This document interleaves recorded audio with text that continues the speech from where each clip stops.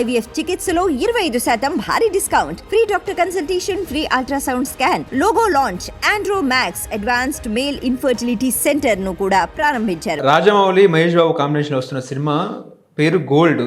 ఎట్లా ఉండే అవకాశం ఉంది? గోల్డ్ అనే పదం యూనివర్సల్ టైటిల్, అందరికీ అర్థమైపోతుంది. మేబీ అది ఎంచుకొని పెట్టుండొచ్చు. ప్రజెంట్ వీళ్ళు అధికారికంగా అయితే ప్రకటించాల. ఆయన పుట్టినరోజు ఉంది April 9th. ఆ రోజు మేబీ ఏమన్నా అఫీషియల్ అప్డేట్ ఇస్తే ఇవ్వచ్చని చాలామంది అనుకుంటున్నారు. బట్ అప్పుడు కూడా వచ్చే అవకాశం ఉంటుందో లేదో తెలియదు.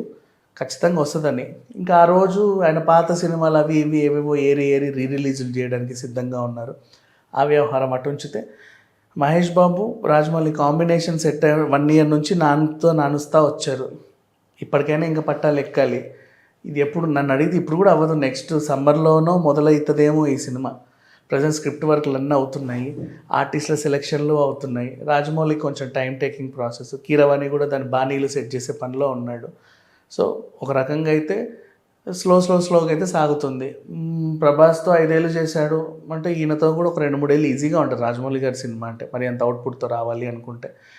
ఇంకా దీంట్లో ప్రతినాయకుడి పాత్ర ఎవరు, వేరే పవర్ఫుల్ క్యారెక్టర్స్ ఎవరు చేస్తున్నారు, హీరోయిన్గా ఎవరిని ఎంచుకుంటారు? మొన్నేమో ఒక హాలీవుడ్ అమ్మాయిని అనుకున్నారు, ఇంకా ఎవరైనా ఉంటారా? హాలీవుడ్ అండ్ టాలీవుడ్ యాక్టర్స్ కలిపి దీంట్లో ఉంటారు అని కూడా ఒక న్యూస్.